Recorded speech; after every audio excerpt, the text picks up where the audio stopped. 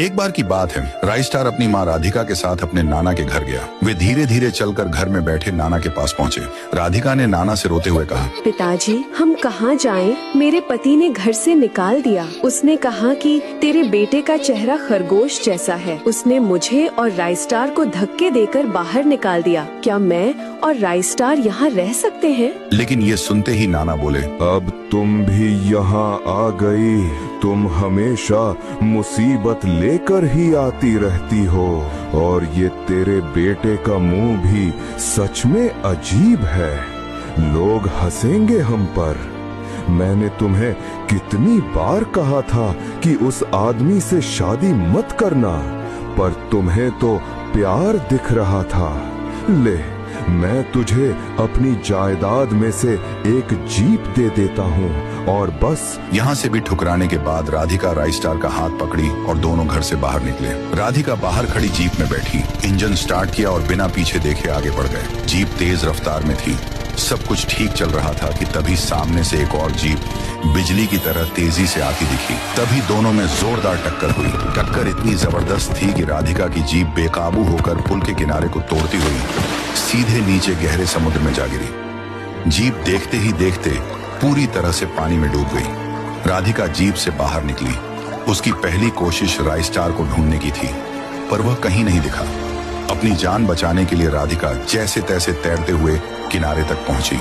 किनारे पर आते ही उसने बिना रुके चारों तरफ नजर दौड़ाई, पर राइस्टार का कोई निशान नहीं था। यह देखकर राधिका जोर जोर से रोने लगी और चीखने लगी, राइस्टार, मेरे बच्चे, कहाँ हो तुम? जल्दी से बाहर आओ। देखो, तुम्हारी माँ यहाँ है। मेरी जान, तुम मुझे छोड़कर कहाँ चले गए? कुछ देर बाद रेस्क्यू टीम उस जगह पहुंची। उन्होंने समुद्र में डूबी हुई जीप की जांच पड़ताल शुरू की।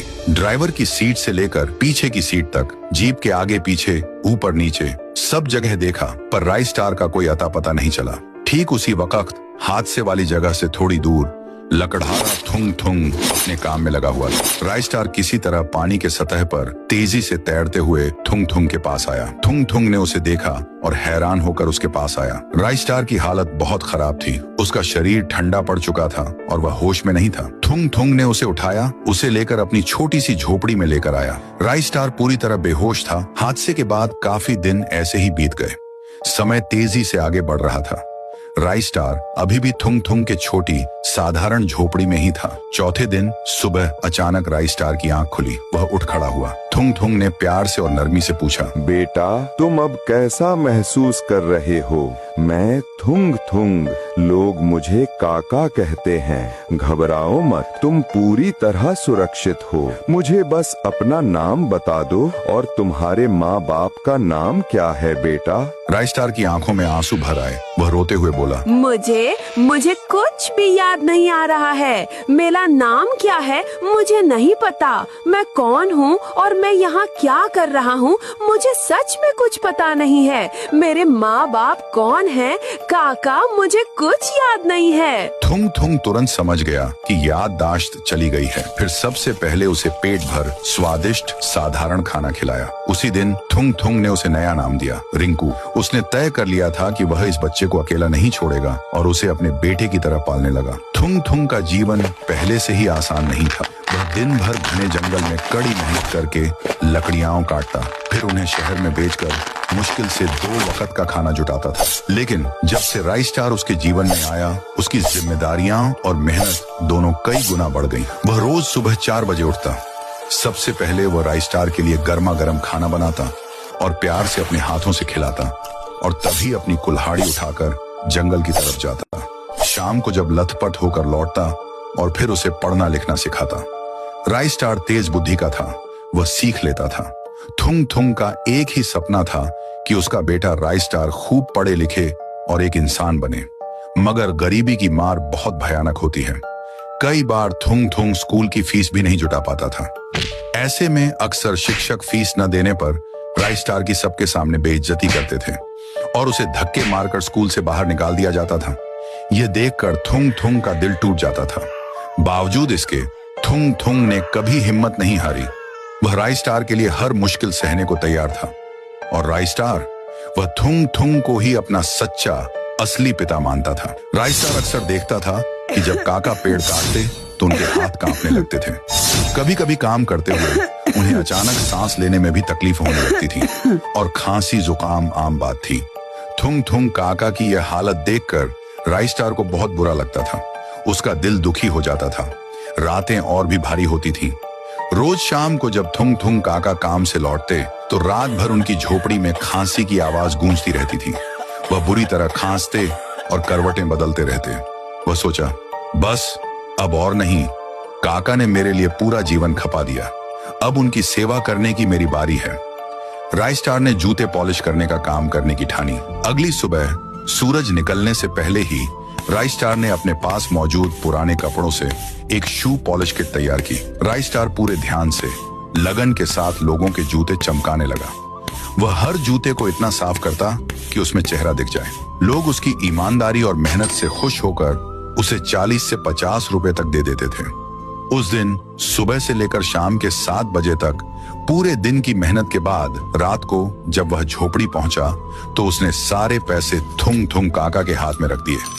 थुंग थुंग काका ने जब राइस्टार की मेहनत से कमाए हुए पैसे देखे तो उनकी आंखें भर आईं। वह बोले, मेरे प्यारे राइस्टार, ये सब क्यों? मैं अभी भी काम कर सकता हूँ। मेरे हाथ अभी इतने कमजोर नहीं हुए हैं। राइस्टार बोला, नहीं काका, मैंने देखा है कि आपको कितनी तकलीफ होती है। अब बहुत हो गया। आपका समय अब आराम करने का है। अब आपकी जिम्मेदारी मेरी है। इधर इन 10 सालों में राइस्टार की माँ डीएम राधिका ने भी दुख झेला था। उनके बेटे राइस्टार की यादें उन्हें हर पल सताती रहती थीं। वह अक्सर सोचती थी, काश उस दिन मैं राइस्टार को अपने साथ न लेकर जाती तो शायद आज वो मेरे साथ होता। डीएम राधिका वर्मा ने खुद को पूरी तरह से अपने काम में व्यस्त कर लिया था। वह एक कुशल, सख्त और ईमानदार प्रशासक थी। एक दिन राइस्टार रोज की तरह अपनी शू पॉलिश की किट लेकर सड़क के किनारे बैठा था। उसी सड़क पर से दिलीप यादव कार से गुजर रहा था। वह इलाके का एक बड़ा बिल्डर था और उसे अपने पैसे और रुतबे का बहुत घमंड था। उसके जूते थोड़े गंदे हो गए थे, इसलिए उसने राइस्टार को देखकर अपनी कार राइस्टार के सामने रोकी और उसमें से निकलकर राइस्टार के सामने आया और उसने जूते पॉलिश करने के लिए अपना पैर आगे किया। राइस्टार ने शांति से अपना काम शुरू किया। वह बहुत मन से लगन के साथ जूते चमका रहा था क्योंकि उसे लगा कि यह अमीर ग्राहक उसे अच्छे पैसे देगा। जब काम पूरी तरह से खत्म हो गया तो राइस्टार ने पूरी विनम्रता से अपनी तय की हुई कीमत बताई। साहब, आपके जूते अच्छे से पॉलिश हो गए हैं। इसके 50 रुपए हो गए। दिलीप यादव ने अकड़ के साथ राइस्टार को कहा, 50 रुपए? चुपचाप 10 रुपए पकड़। तेरी यही औकात है और यहाँ से चल। राइस्टार का चेहरा उतर गया पर उसने शांत रहने की कोशिश की और फिर से निवेदन किया, साहब, इसमें बहुत मेहनत लगती है। मैंने आपके जूते कितनी सफाई से चमकाए हैं। प्लीज 50 नहीं तो कम से कम 40 तो दे दीजिए। ये मेरा रोजगार है। इतने में सड़क पर भीड़ जमा होनी शुरू हो गई। लोग रुककर यह झगड़ा देखने लगे। इसी भीड़ में एक पत्रकार भी था जिसके हाथ में कैमरा था। राइस्टार का बार बार निवेदन सुनकर दिलीप यादव का गुस्सा 7वें आसमान पर पहुंच गया। वह गुस्से से चिल्लाते हुए बोला, हिम्मत कैसे हुई तुम्हारी ज्यादा पैसे मांगने की? तुम जैसों को सबक सिखाना जरूरी है। इतना कहकर दिलीप यादव ने पूरी ताकत से राइस्टार के गाल पर जोरदार थप्पड़ मारा और रुबाब से वापस अपनी कार में बैठकर तेजी से वहां से चला गया। राइस्टार का गाल तुरंत लाल हो गया। वह दर्द से चिल्लाया और जमीन पर गिर गया। आंखों में आंसू थे। यह पूरी घटना जिसमें थप्पड़ मारा गया था उस पत्रकार ने अपने कैमरे में साफ साफ रिकॉर्ड कर ली थी। पत्रकार ने देरी न करते हुए तुरंत वह वीडियो सोशल मीडिया पर अपलोड कर दिया। वीडियो में साफ दिखाई दे रहा था कि कैसे एक घमंडी अमीर आदमी ने एक मेहनती गरीब बच्चे को थप्पड़ मारा और उसके मेहनत के पैसे भी नहीं दिए। कुछ ही घंटों में यह वीडियो आग की तरह फैल गया और वायरल हो गया। हजारों लोग इसे शेयर कर रहे थे और दिलीप यादव के इस बुरे व्यवहार की कड़ी निंदा कर रहे थे। जनता में उबाल आ गया था और सबने एक सुर में दिलीप यादव के खिलाफ न्याय की मांग शुरू कर दी। वह दिन आया जब दिलीप यादव को पुलिस आकर हक के पैसे मारने के जुर्म में बंदूक की नोक पर उसको जीप में बैठाकर अरेस्ट करके ले जाया गया। लोग काफी खुशी से झूम रहे थे। दिलीप यादव को एक थप्पड़ की वजह से 1 महीने की जेल की सजा सुनाई साथ ही उसे 5 लाख का जुर्माना भरने को कहा, जो राइस्टार को दिया जाएगा। डीएम राधिका वर्मा भी अपने घर में बैठकर टीवी पर यही खबर देख रही थी। जैसे ही कैमरा राइस्टार के चेहरे पर झूम हुआ, राधिका की नजरें वहीं जम गईं। ये बच्चा जो दर्द से रो रहा था, उसे कुछ अजीब सा लगा। ये चेहरा, मैंने इसे कहीं देखा है। इसकी आंखों में ये भाव, पर कहां? उन्होंने उस बच्चे को बहुत ध्यान से देखा। बच्चे के चेहरे में कुछ ऐसी बात थी जो उन्हें जानी पहचानी लग रही थी। तभी अचानक 10 साल पुरानी एक याद उनके दिमाग में आई। खरगोश जैसा चेहरा। वह एक पल भी नहीं रुकी और दौड़ते हुए उसी जगह के लिए निकल पड़ी जहां वह बच्चा जूते पॉलिश करता था। राधिका दौड़ती हुई उस सड़क पर पहुंची। वहां अब भी बहुत भीड़ लगी हुई थी। राधिका ने भीड़ को धक्का दिया और अंदर घुसी। राधिका ने उसे नीचे से ऊपर देखा। वही आंखें, वही माथा और हां, वही गालों की मासूमियत। अब उन्हें थोड़ा थोड़ा नहीं बल्कि पूरा यकीन हो रहा था कि यह उनका ही बेटा है। राधिका ने उससे पूछा, बेटा, तुम्हारा नाम क्या है और तुम किसके साथ और कहाँ रहते हो? बेटा, मैं यहाँ की डीएम हूँ, राधिका वर्मा। मुझे ये सब जानना है, डरो मत। मेरा नाम रिंकू है। मैं अपने काका के साथ एक झोपड़ी में रहता हूँ। अगर आपको उनसे मिलना है तो आप मेरे साथ चलो। आपके आने से मेरे काका भी खुश होंगे। राधिका ने खुशी से कहा। हाँ हाँ बेटा, क्यों नहीं, मुझे भी तुम्हारे काका से जरूरी बात करनी है। उसके बाद राधिका और राइस्टार दोनों थुंग थुंग काका के घर जा रहे थे। राइस्टार राधिका को लेकर छोटी साधारण झोपड़ी के अंदर आया। वहाँ थुंग थुंग काका खड़े थे। राइस्टार बोला, ये ही है मेरे काका, इनसे जाकर मिलिए। राधिका काका के पास आई और काका को कहने लगी, काका, मैं इस एरिया की डीएम हूँ। मुझे ये जानना है कि आपने इस बच्चे को कहाँ से पाया था? थुंग थुंग काका ने गहरी सांस ली। 10 साल पहले की बात है। मैं नहर के किनारे लकड़ी काट रहा था। तभी मुझे ये मासूम बच्चा पानी में तैरता दिखा था। बच्चा बेहोश था, पर सांस चल रही थी। मैं उसे उठाकर यहाँ ले आया। इसे कुछ भी याद नहीं था, इसलिए मैंने इसका नाम रिंकू रखा। राधिका का यकीन अब पक्के विश्वास में बदल चुका था। उनकी आंखों में आंसू तैरने लगे। यह उनका राइस्टार था। उन्होंने अगले दिन मौका पाकर राइस्टार के सिर से सावधानी से एक बाल तोड़ा। उन्होंने तुरंत डॉक्टर से बात की और सैंपल दिया। कुछ दिनों बाद रिपोर्ट आई। जब डॉक्टर ने पुष्टि की तो 10 साल से दुख झेल रही राधिका वर्मा की खुशी का ठिकाना नहीं रहा। डॉक्टर बोला, राधिका जी, चमत्कार हुआ है। राइस्टार वाकई आपका बेटा है। डीएनए टेस्ट पूरी तरह मैच हो चुका है। ये लीजिए उसके पहचान के डॉक्यूमेंट। 10 सालों बाद उन्हें अपना खोया हुआ बेटा मिल गया था, लेकिन अब उनके सामने एक बड़ी भावुक समस्या थी। राइस्टार के लिए काका ही उसके असली पिता थे। अगर वे अचानक जाकर बताएंगी तो राइस्टार को गहरा सदमा लगेगा। उन्होंने सोचा कि पहले काका से बात करना जरूरी है। अगले दिन राधिका फिर गंभीरता के साथ झोपड़ी में आई। उन्होंने काका से एकांत में बात की। काका, दरअसल रिंकू मेरा अपना खुद का बेटा है। उसका असली नाम राइस्टार है। 10 साल पहले हमारी जीप का पुल पर एक्सीडेंट हुआ था और वो समुद्र में जीप गिर गई थी। राइस्टार वहाँ से गुम होकर आपके पास तैरते हुए आया था। थुंग थुंग काका सन्न रह गए। राधिका ने डीएनए रिपोर्ट उनके सामने रखी। जब थुंग थुंग काका ने वैज्ञानिक रिपोर्ट देखी तो वह सच्चाई को समझ गए।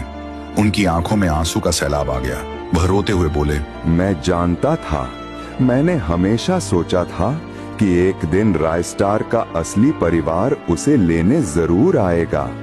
मैंने हर दिन ये सोचा था, पर आज जब वो दिन सच में आ गया है तो मेरा दिल टूट रहा है। राधिका बोली, काका, मैं आपके एहसान को कभी नहीं भूलूंगी।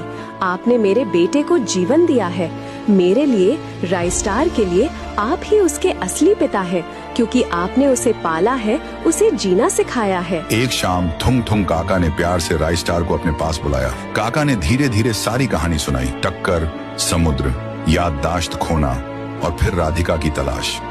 जब काका ने बताया कि राधिका उसकी असली माँ है तो तीनों की आंखों में आंसू बहने लगे। थुंग थुंग काका रोते हुए बोले, मैं हमेशा तुम्हारा काका रहूंगा बेटा, पर अब तुम्हें तुम्हारी माँ मिल गई है। उन्होंने तुम्हें 10 साल से याद किया है। ये तुम्हारा हक है मेरे बच्चे। तुम जाओ। राइस्टार रोते हुए काका से कहने लगा, क्या आप मेरी मम्मी हो? मैं आप कहाँ चली गई थी मुझे छोड़कर? पर सॉरी मम्मी, काका, मैं कहीं नहीं जा रहा। आप मेरे सब कुछ हो, मुझे कोई दूसरी जिंदगी नहीं चाहिए। आप ही मेरे पिता हो। राधिका के चेहरे पर मुस्कान थी और वह कहने लगी, कोई किधर नहीं जाएगा, नहीं काका इधर रहेंगे और नहीं आपका रिंकू यहाँ से जाएगा। तुम दोनों मेरे दिल के बहुत करीब हो। काका, आप आज से राइस्टार के साथ मेरे घर चलिए। उसके बाद तीनों ही खुशी खुशी राधिका के घर जाने लगे। राइस्टार को माँ का प्यार वापस मिल गया था। तीनों बहुत खुश थे। अगर यह कहानी आपके दिल को छू गई है और आपको लगता है कि सच्चे रिश्ते खून से नहीं बल्कि एहसासों से बनते हैं, तो प्लीज इस वीडियो को लाइक करें और ऐसी भावनात्मक कहानियों के लिए हमारे चैनल को सब्सक्राइब जरूर करें। आपका सपोर्ट ही हमारी ताकत है।